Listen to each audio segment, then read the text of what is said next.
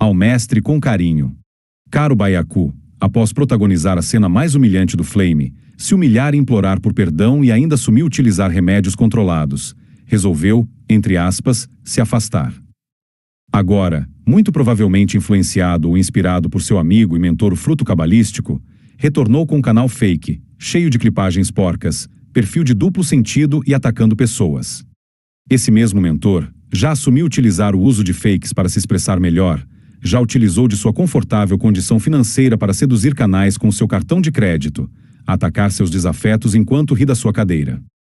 Quem já conviveu com ele, desde os tempos de Drake e Trovo, conhece bem sua personalidade e sabe que ele só não pulou de lado por medo das represálias do chocador de ovo, que, com sua mágoa colossal, não hesitaria em trazer à tona histórias de supervisor e do famoso empréstimo fornecido ao ex-sócio para abrir litígio. Esse abandono ao chocador de ovo e ao seu grande amigo Mondrongo em um momento de necessidade é mais um ato de autopreservação do que uma questão de discordância ou falta de tempo. Afinal, mesmo encostando o carro em um posto de gasolina, o sujeito arranjava tempo para fazer flame e aplicar seus planos diabólicos. Não duvido que ele esteja usando fakes do lado de cá, despejando veneno contra seus amigos.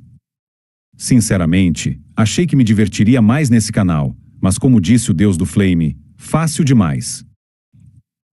Voltarei às minhas catacumbas, observando nas sombras os movimentos desse fruto de Mefistófeles. E, Baiacu, lembre-se, no momento em que você foi se humilhar, ninguém que hoje você defende veio te ajudar, mesmo você pondo a cara e movimentando o chat flopado das lives de gameplay do chocador de ovo. Pelo contrário, sinceramente, devem estar te aloprando nos grupos e nos PVS por aí. Repense suas escolhas e procure ajuda psiquiátrica.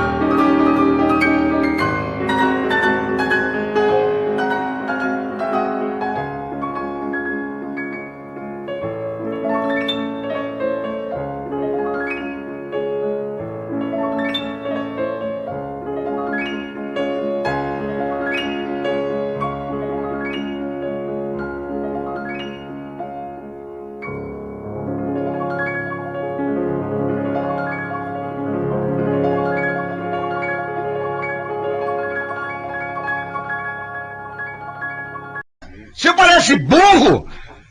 Ei, mas é burro! Nunca vi uma pessoa burra desse jeito, cara! Nunca vi!